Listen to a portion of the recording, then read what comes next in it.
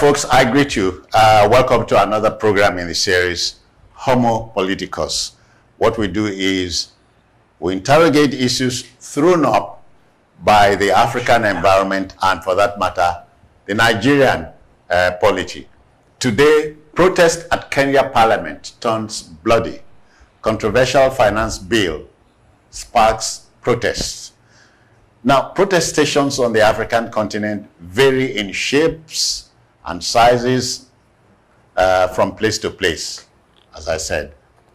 They range from arbitrary arrests through human rights violations to government policies which the people find offensive or are plain anti-people.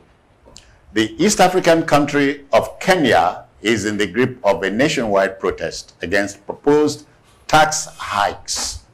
Tuesday's total shutdown of the country was provoked when Kenyans stormed the parliament to protest the bill.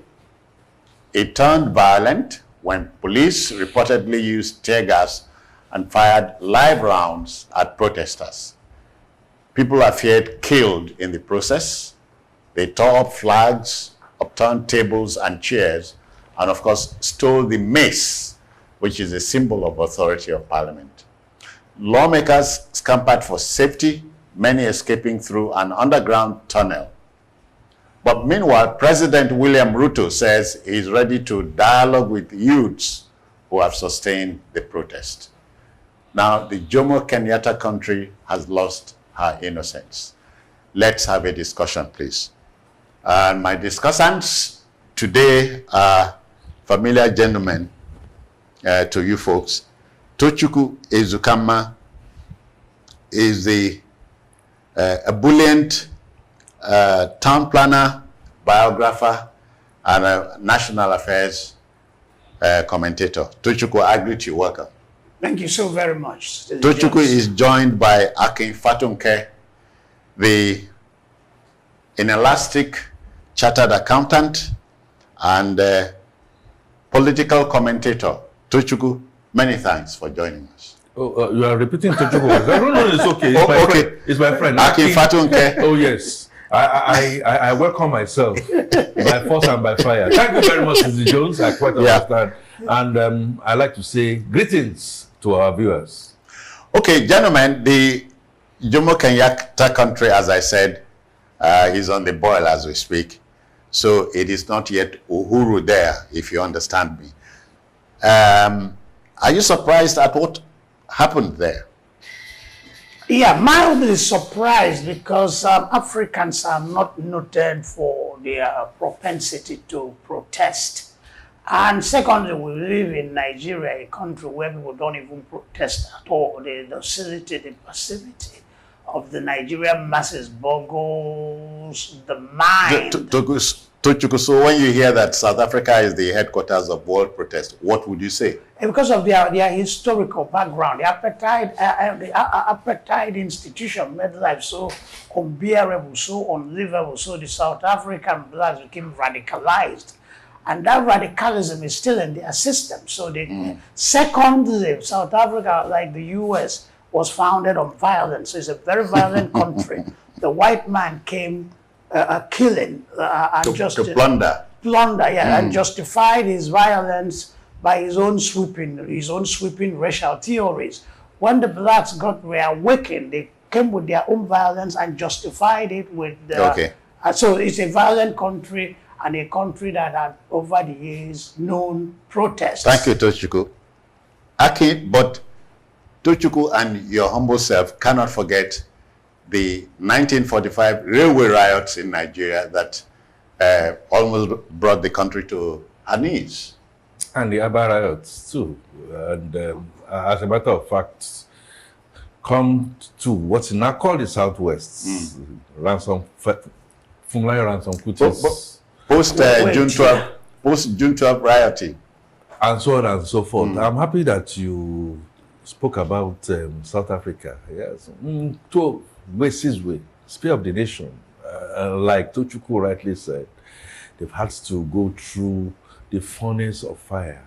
But Kenya, if you look at the history of Kenya and the struggle, the Kikiyus were no people that you could just wave over. No, Of course, you remember the Mau Mau, which drove the British out of the place. and when that started, the British knew that there was something. Back home in Nigeria, we also have ours.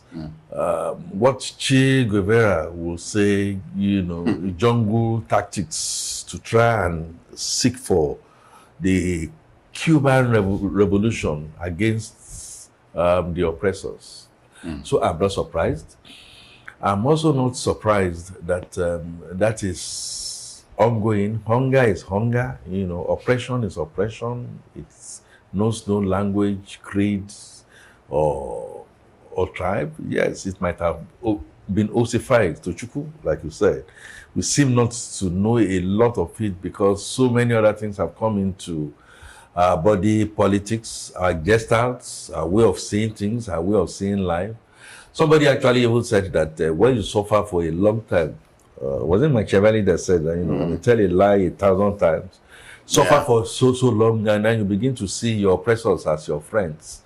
But it gets to a point, I dare say, even the almighty America during Trump's time witnessed something similar to what we are seeing in Kenya. When you are talking about the January 6th. When the supremacists now decided that they were not going to accept popular mandate, and they went to the Capitol and they started upturning things. The truth remains that it's a form of protest. It may not necessarily be the best form of protest. Sometimes we had our own 2026. You just remember, NSAS thing. We are protesting against a particular police brutality, and then the thing started developing wings into bad governance, and we started seeing young people come together to organize rather than agonize. So the Kenya thing, to me, is long in coming. Again, as things happen in Africa, if it's begin in a particular place, like, was it Macmillan that said that the thing will begin to spread?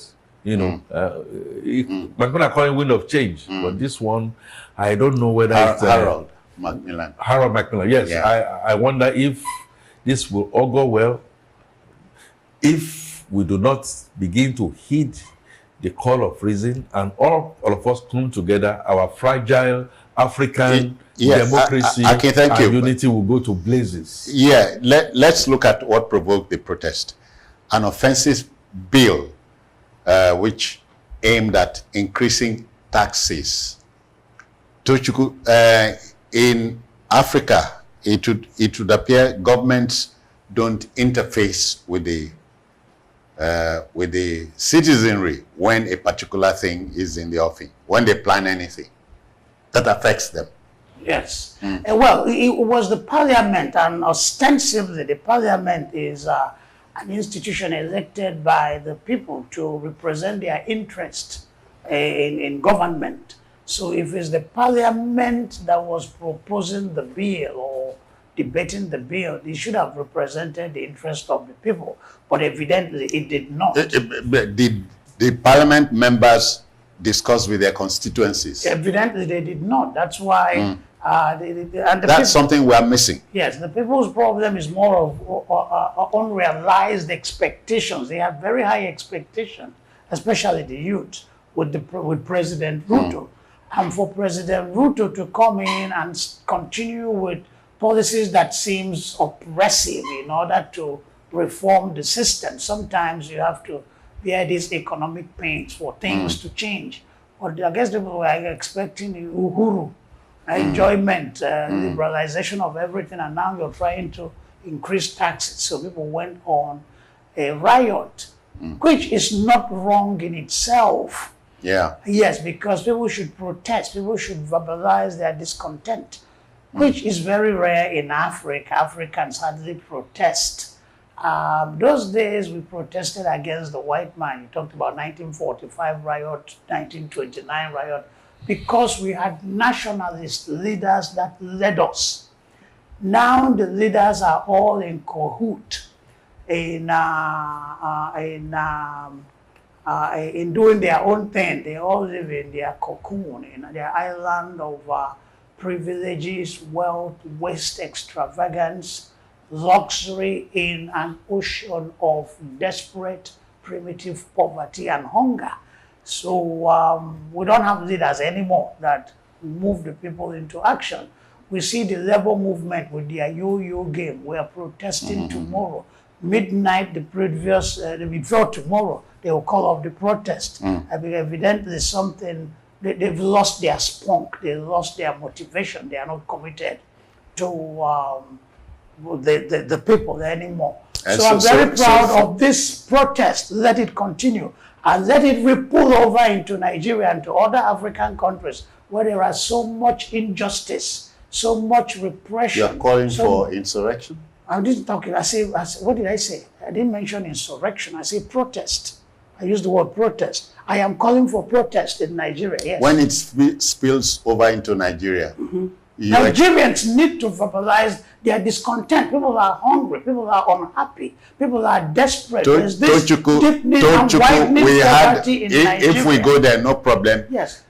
We had the opportunity in October of 2020, but we messed it up. October of 2020. What happened in 2020? NSAS protest. Yeah, we messed it up. That's a protest. There can be other protests. There's nothing that says after one protest, the nation should stop protesting. Okay, I'm looking at 3 types of protest here. Number 1 is a rally where people gather to listen to speakers.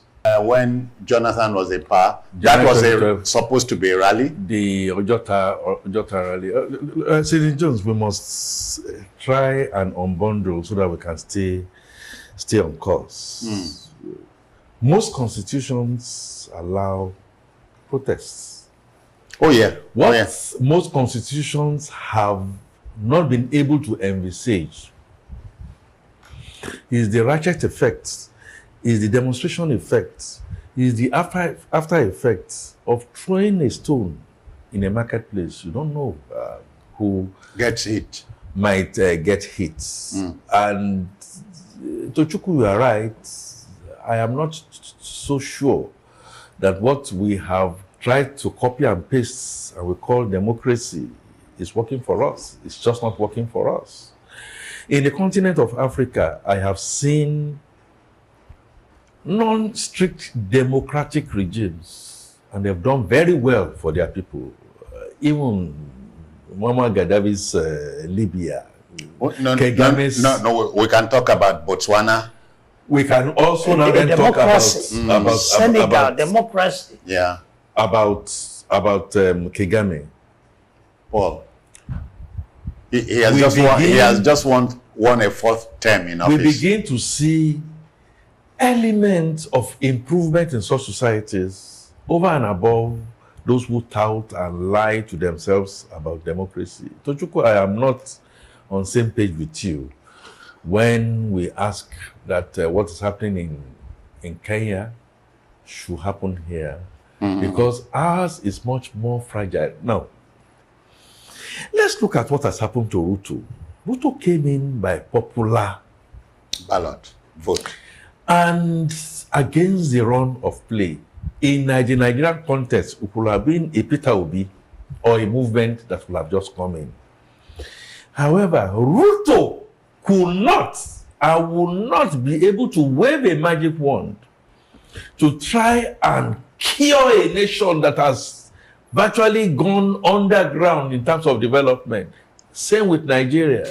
So, and that's a country that should have realized Uhuru, given the fact that the outgone president was Uhuru Kenyatta, if you understand me. So if a Peter Obi, please, I like to be very, if a Peter Obi with his movement had come in, he will come in by popular acclaim, popular demand, but he will get there and find out the fact that there is absolutely nothing to lead in terms of resources, which Ruto found.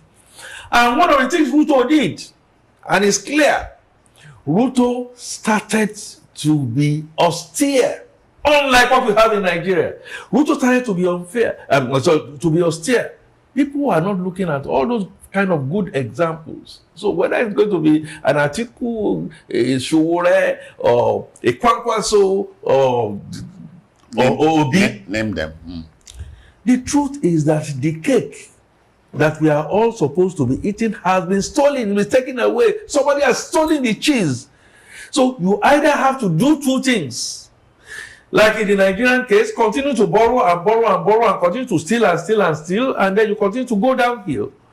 Or you create reforms. What Ruto has introduced in Kenya are reforms. Now, how are these reforms going to be spread such that everybody is going to be involved? He started by showing good example. If you ask them to come to Nigeria, I am afraid the Nigeria we have today, if that wind of change blew into Nigeria, Nigeria will go into smithereens. So I want us to be very careful about what we are asking for, one. And secondly, Nigeria is not Kenya. Nigeria is not Rwanda. Nigeria is many nations that have been cobbled together to be one.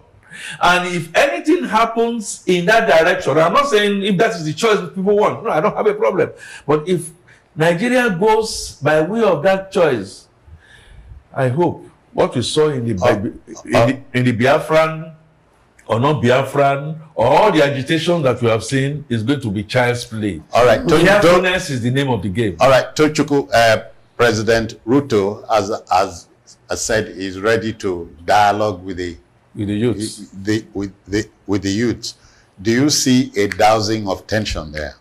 Well, of course, if it dialogues with the youth, there must be a dousing of tension. The youths want to be here. The youth want the government to be responsive to their legitimate aspirations, to be responsive to their desire for social justice and longing for a good life. So if the president starts talking in that direction and showing that he's interested in the public good and everybody's interest, then of course the youths will listen. But I have issues with Akin. It was Winston Churchill who once said that democracy stinks. Democracy is nonsense, it's useless. But nobody has been able to show me a better system of government. So irrespective of the limitations and troubles and challenges of democracy, it remains the best form of government. Democracies evolve. So Nigerian democracy will have to evolve. I do not believe in revolutions because revolutions will always fail. Yeah. The Russian Revolution imploded.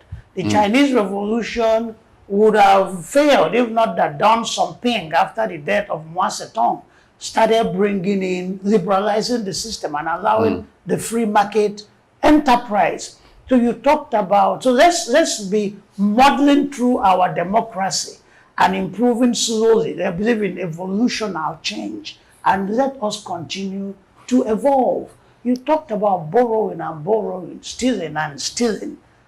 But that's why the masses are dissatisfied. That's why the masses under the democracy. Yeah, under the democracy. Okay. We had it under military rule. Military rule took us back politically. Tochukwu, the idea is, no pun is intended, but almost every country on the planet borrows. Today, as we sit here, we say the greatest borrower is the United States. Okay. Borrows money. It is what you borrow. It's what you use the money for that is important. I can borrow money and invest. For is to steal it. You know that. To steal. I talked about borrowing and stealing and stealing. It's under democracy. That's happening. Okay. It happened under military rule. I'm not sure democracy is working in Nigeria. The Nigerian attitude remains the Nigerian attitude. Be the man in charge in khaki or in Agbada. We are all Nigerians and we all behave the same way. You see, arrogance of power. This sense of triumphalism, this sense of extravagance, the civilians take it to an extreme. Except that in Nigeria, we have no reason to live beggarly lives. because that's bad leadership. we but we've had bad leadership under military. No. Actually, democracy is not the problem, but the government's leadership. Yeah, leadership, as we said, is the problem. You have to say democracy is the government of the people, by the people, for the people. Are you changing it? No. I'm saying. Look, putting on a hat or a cap or a gele or whatever it is not the problem. It is your attitude in putting it on at the right spot for the right occasion. In the Nigerian, them all crazy. Nigerian democracy, please. Yes. Well, some people have rightly interpreted to that them all crazy because everything is out of sync. Everybody is not crazy. A manner. Everybody is not crazy. I am thinking no. Well, them. If you are part of them, then you are part of them. So is the masses and the rulers. Orwellian 1984, some are more equal than others. Always. Was vetted by this democracy that you are talking about. It stinks. What others have done is that to take that stink. Okay, India is the largest democracy, regardless of their size and nationalities. They have managed to stay together and keep it going. And Nigeria has managed to stick together, and we are still going. And you know why? Except that we are going in the wrong direction. And you know what? Back to Ruto. So, you asked because we must close now. We must close now. You said Ruto has now decided to a dialogue with the youths. As a way of dousing tension. I pray. I'll be surprised if that has not happened. An angry man, a hungry man is an angry man. And where you see crass behavior, again, even if you are a saint, if you are a pope, you come down, they will pull down your castle. Aki, we have been told that if you are neutral in situations of injustice, you have chosen to side. The thing to do, to my mind, the oppressor, is to go beyond the dialogue. I think Ruto, and by implication Nigeria, should now get more of the youths. I'm not saying that has not happened. More of the youths to come in. We have, in our own situation, got used to come into Nigeria, and then they came onto the table, and we started not hearing anything. And somebody said that when you're on the table, you have to get table manners. It is not so much, in my mind, dialoguing with the youths, dialoguing with women, dialoguing with the trade unions. Everybody is waiting for their turn to get into that place and then begin the process of arbitration. Peace comes when you jaw more than war. Yes, and it takes more courage. I agree with you. To jaw when you want to jaw, please come with open hands. Don't come in your private jet. Don't come with your retinue. But what if the president is entitled to a private jet? The office of the president has its own prerogatives. Then you go to a church, the pastor dresses in a certain way, stands at the pulpit, to preach. Those are the prerogatives of his office. The question is simple. We are saying a few people get into power, they corner the resources of state, they forget and they take the resources of state for themselves and for their families. The African That's why he said, never be afraid to raise your voice for compassion. Get ahead somewhere. In Nigeria, we tried it a few times, we have failed. Because we have not gotten the right fit of the kind of democracy that we should be defining. Democracy evolves. Our kind of democracy will not drop from our home. We have to work on it and improve it over the years. Take us to the next level. It's taking us backwards. The progress is not always linear. And take a decision on how we should govern ourselves. We are different in tongue. We are different in tribe. We are different in orientation. Let all of us come together and say, Indians are different. All right, we must apply the brakes here, gentlemen. But not before reminding you that Kenya is a sister African country. What happens in Kenya should set us thinking, you know, Hopefully. away from, could it happen here? It should happen here. Could it happen here? And if it does, how do we tackle it? I hope we'll not be like the Bourbons of France. They've seen nothing, they've learned nothing, they've forgotten nothing. Yes, even But after the world is Napoleon. enough for the world. Also, don't forget the words of Otto von Bismarck, the first German chancellor and political theorist. He said one of the poignant lessons of history is man does not learn from history. Yeah, we refuse to learn from history, and we are here hailing dictators in Africa. Dictators can be wonderful. Dictators can be terrible. We talk about Kagame in Rwanda.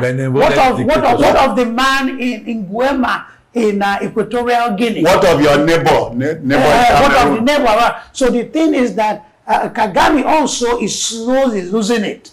Nobody can question the president. Nobody can criticize the president. You're wearing Museveni. Museveni has lost it. Of Uganda. He started very well, I hear but you. because power. What about all the democracies? Even the various democracies that are losing it on a daily basis. Yeah. So dictators can lose it. Democracies can lose it. So let's go. But since democracy is more accommodative of everybody, let's stick with democracy, reform our democracy, work on it, make slow but steady progress. For how many years? It's a question of details. It can take us 100 years. Gentlemen, it can take us 10 years. All right, we end it there, but let's hope it will soon be Uhuru in Kenya. In Nigeria. And Nigeria. And Nigeria. Yes, sir. Nay, Africa. You know, Africa. Tochukwu Ezukama. And the world. Tochukwu Ezukama, thank you for your time. You're welcome. Akin Fadunke, many thanks for your time too. Always a pleasure to be here with two citizens Jones. Thank you. Let the debate continue in your part of the world, but yes, never be afraid to raise your voice when you feel cheated. It's only natural. When you push a goat to the wall, they say you don't expect the goat to melt into the wall. It fights back. All right, then. Until our next time, on behalf of the Backroom Boys, this is yours sincerely, Citizen Jones Hussein, thanking you for your time. Bye-bye now.